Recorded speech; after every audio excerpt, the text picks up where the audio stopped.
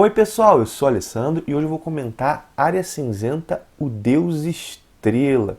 Esse é o segundo volume da série Área Cinzenta, lançada aqui no Brasil pela Mitos Editora. Área Cinzenta é um daqueles quadrinhos que eu fico muito contente em comentar aqui no canal. Na verdade, é um quadrinho do tipo que me motivou a criar o canal. Que tipo? Quadrinho bom, mas pouco falado. O nosso mercado, apesar da crise, ele ainda oferece uma variedade de propostas, de títulos muito interessantes. Isso é algo assim que é muito bom, né? Nunca vou reclamar da uma quantidade alta de títulos sendo publicados. Acontece que nesse cenário é comum que muita coisa boa passe despercebida, assim, né? Nem sempre o hype, eu já falei isso aqui algumas vezes, né, é sinônimo de qualidade. Nem sempre aquilo que está sendo muito falado é porque é bom, e nem sempre aquilo que é pouco falado é porque é ruim, né? Na verdade, a gente tem uma quantidade enorme de coisas saindo e é impossível todo mundo dar atenção a tudo, né? Então, realmente, muita coisa muito boa passa assim à sombra, vamos falar dessa maneira, né? Bom, Área Cinzenta, assim, o Deus Estrela é um gibi que merece ser conhecido, é isso que eu queria dizer, e por isso que eu fico contente em falar dele aqui. Essa história, Área Cinzenta, ela foi uma história publicada originalmente na 2000 AD, a revista que publica o Juiz Dredd, por exemplo, a revista britânica, né? E é um título escrito pelo Dan Abnett, que a galera que acompanha Marvel e DC conhece, né? Ele é o atual responsável pelo Aquaman. As histórias do Aquaman que estão saindo no Brasil são escritas pelo Dan Abnett, foi responsável junto com Andy Lanning pela recriação do cosmo da Marvel, escreveu os Guardiões da Galáxia durante muito tempo, né? E os desenhos são do Mark Harrison. Deixa eu mostrar os desenhos para vocês enquanto eu falo, né? Como eu falei, né, esse é o segundo volume da série publicado aqui no Brasil.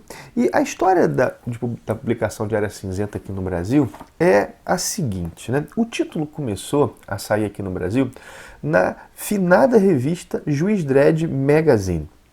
Quando essa revista foi cancelada, depois de 24 números, né, a editora Mitos resolveu lançar um encadernado que compilava todas as histórias que já haviam saído na revista e trazia algumas histórias inéditas. Esse primeiro encadernado de Área Cinzenta é esse aqui, ó, Área Cinzenta, Controle de Imigração Alienígena, né? Esse encadernado aqui saiu em 2016, né? E agora, em 2019, a Mitos lança a continuação, Área Cinzenta, o Deus Estrela. Bom, por que demorou tanto para sair? Esse Área Cinzenta, o volume 1, ele teve até uma venda, que até onde eu pude constatar, que surpreendeu um pouco a Mitos inicialmente. Ele vendeu legal. Demorou tanto para sair pelo seguinte motivo, né? A Mitos precisava esperar que saísse uma quantidade de história suficiente para dar um encadernado. É legal, né? Porque o nosso encadernado de Área Cinzenta, o primeiro, ele saiu antes no Brasil do que na própria Inglaterra. Bom, assim, mas do que trata a história, né? Do que Área Cinzenta fala, né? O que acontece é uma história que se passa no futuro, um futuro onde a humanidade fez o seu primeiro contato com alienígenas. E esse contato, ele foi traumático, ele foi um contato complicado, porque esses alienígenas, eles tinham vírus, eles tinham, assim, micro-organismos, vão colocar dessa maneira, que a humanidade não estava habituada e isso causou uma grande mortandade na humanidade. Algumas pessoas tiveram a sorte de reagir bem a esse vírus e ganharam habilidades especiais. Inclusive, é um dos protagonistas que tem essas habilidades, que é entender qualquer língua.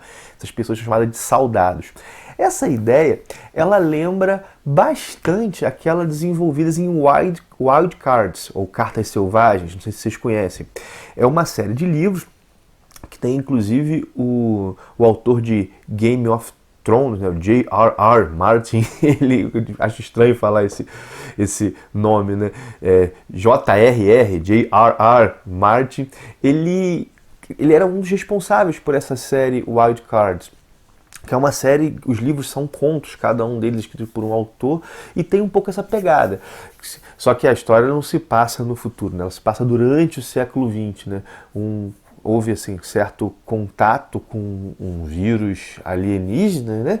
E esse vírus matou pessoas, tornou outras deformadas, deu poderes a algumas. Então, assim, lembra um pouquinho, mas a partir daí é completamente diferente.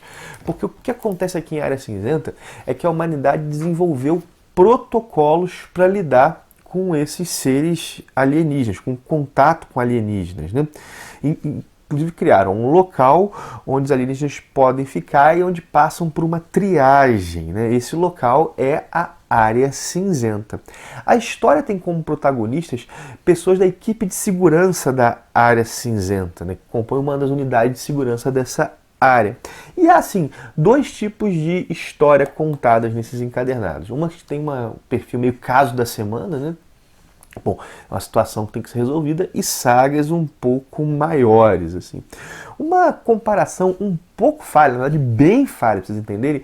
Imagine Área Cinzenta como algo próximo a Homens de Preto, como MIB, só que mais sério, assim.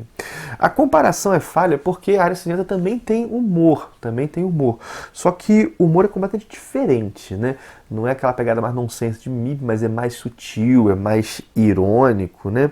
Possui uma intenção crítica bem grande também, mas só para ter uma ideia nessa situação, assim. Um pouco, há alienígenas de diversas maneiras e eles têm contato com a Terra. E esse local de triagem é onde eles vão e tem uma equipe de segurança lá lidando. E todos aqui, todos na Terra sabem que alienígenas existem, né?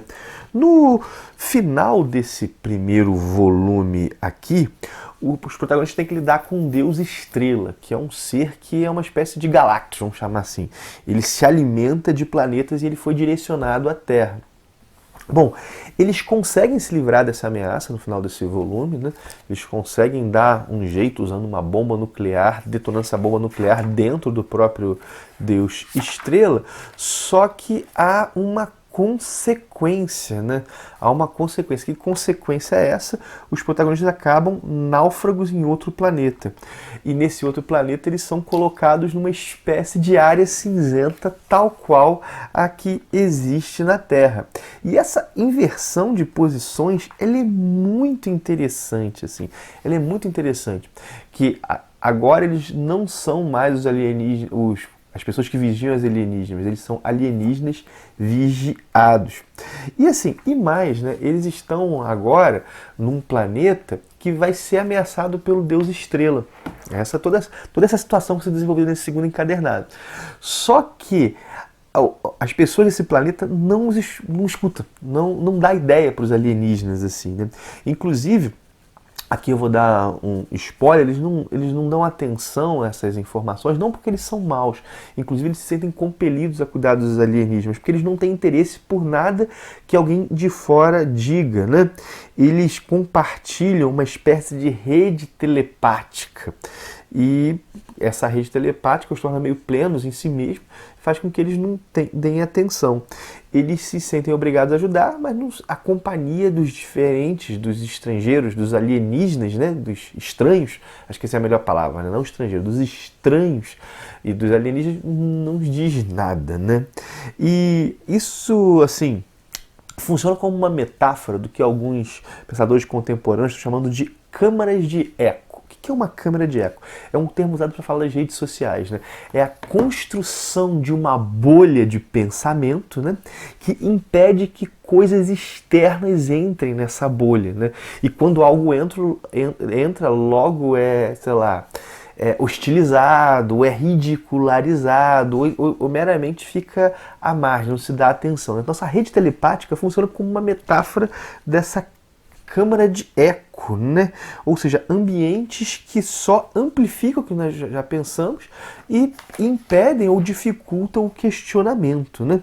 Embora a Área Cinzenta não se esforce por dar lições de moral, a história permite algumas reflexões sobre o mundo contemporâneo. E nesse sentido, se insere naquela boa tradição de ficção científica que, ao falar sobre o futuro, sobre lugares distantes, nos ajuda a refletir sobre o aqui e sobre o agora.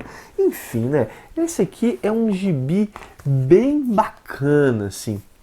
Eu fui conferir antes de gravar o vídeo, há alguns exemplares do primeiro número ainda na Amazon. Eu vou deixar o link dos dois números aqui, tanto do número 1 quanto do número 2 aqui na descrição, caso alguém tenha interesse de comprar, né?